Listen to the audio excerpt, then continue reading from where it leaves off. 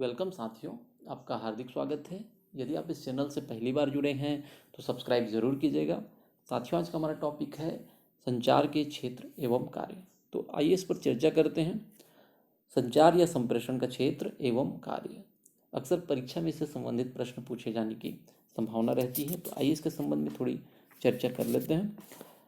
जो महत्वपूर्ण बिंदु है उस पर थोड़ी सी नज़र डाल लेते हैं। पहला, नियंत्रण का आधार। संगठन में प्रबंध सूचना प्रणाली को नियंत्रण कार्यविधि के नाम से भी जाना जाता है। सूचना योजना के मौलिक प्रारूप के अनुरूप संचारित की जाती है और संप्रेषक इस प्रकार नियंत्रण को निश्चित निर्धारित करने में उसको सहायता मिलती है। अतः नियंत्रण में संचार संप्रेषण का बहुत बड़ा रोल, बहुत बड़ी भूमिका होती है। सांस्कृतिक प्रोत्साहन। संप्रेषण संचार जो है संस्कृति को सीखने व प्रोत्साहित करने का एक अवसर प्रदान करता है। आज के जो व्यावसायिक स्पर्धा के युग में अन्य देश के, अन्य प्रदेश से संस्कृति को सीखकर ही व्यावसायिक गतिविधियों का बढ़ना जो है, प्रोग्रेस करना, प्रगति संभव हो पा रहा है। निर्णय क्षमता का विकास। किसी संगठन में निर्णय के लिए विभिन्न प्रकार के संचार संप्रेषण की आवश्यकता होती है, जैसे सूचनाओं का विनिमय है, आदान प्रदान, विचारों की उपलब्धता है। तो ऐसे उसमें निर्णय क्षमता में संप्रेषण का बहुत बड़ा स्थान है, महत्वपूर्ण स्थान है। निर्देशन की बात करें तो यह महत्वपूर्ण संचार संप्रेषण का एक महत्वपूर्ण कार्य है, क्योंकि समाज के सदस्यों को भी निर्देशित शिक्षित करने की आवश्यकता होती है।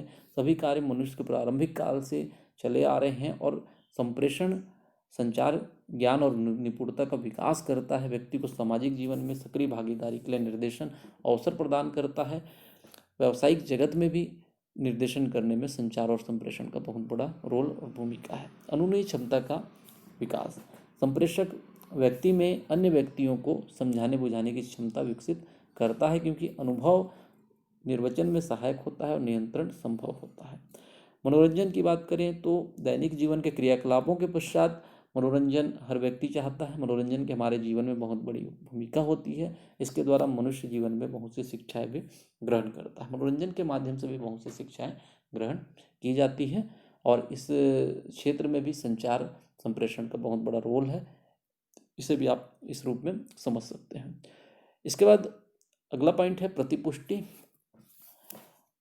संगठन में उच्च वर्गीय प्रबंध के लक्ष्य जो होते हैं, समस्या के निराकरण के लिए सही उपाय व आवश्यक समायोजन के लिए प्रतिपुष्टि अत्यंत आवश्यक है।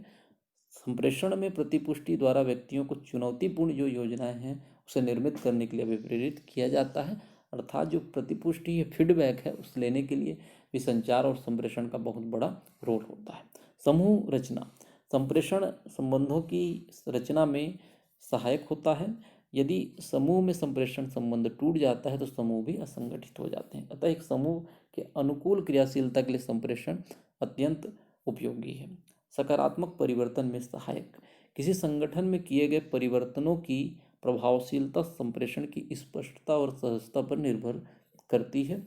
एक संगठन में प्रबंध व जो उसके कर्मचारी हैं उनके बीच संचार के द्वारा ही उनकी कठिनाई को ज्ञात करके योजनाओं को में वांछित परिवर्तन उनके द्वारा अनुकूल कदम उठाए जा सकते हैं। अतः सकारात्मक परिवर्तन में भी संचार और संप्रेषण सहायक है।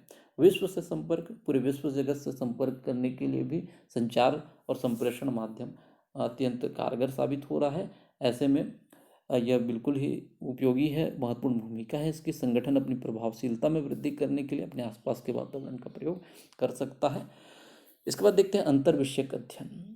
जो संप्रेषण है उसका अध्ययन आज गणित, मनोविज्ञान, भौगोलिक, लेखांकन, अंकेक्षण, भाषा, दर्शन, प्रक्रिया विश्लेषण और कार्य विश्लेषण, सामाजिक, आर्थिक, वैज्ञानिक, तकनीकी विषय के अध्ययन के में भी संप्रेषण के विभिन्न स्वरूप, श्रृंखला, प्रक्रिया का अध्ययन और प्रयोग किया जा रहा है। तो इसका अंतर विषयक अध्ययन आज के जो वर्तमान युग है, मॉडर्न युग है, इसमें अंतर विषयक अध्ययन या संप्रेषण जो है हो गया है। साथियों, ये कुछ महत्वपूर्ण पॉइंट है। इसके अलावा आप अपनी बुक से, गाइड से और इसे अच्छे से देख लीजिएगा। उम्मीद करता हूँ ये वीडियो आपके लिए यूजफुल और हेल्पफुल रहेगा। लाइक, शेयर, कमेंट के माध्यम से अपना प्यार देते रहें। Thank you.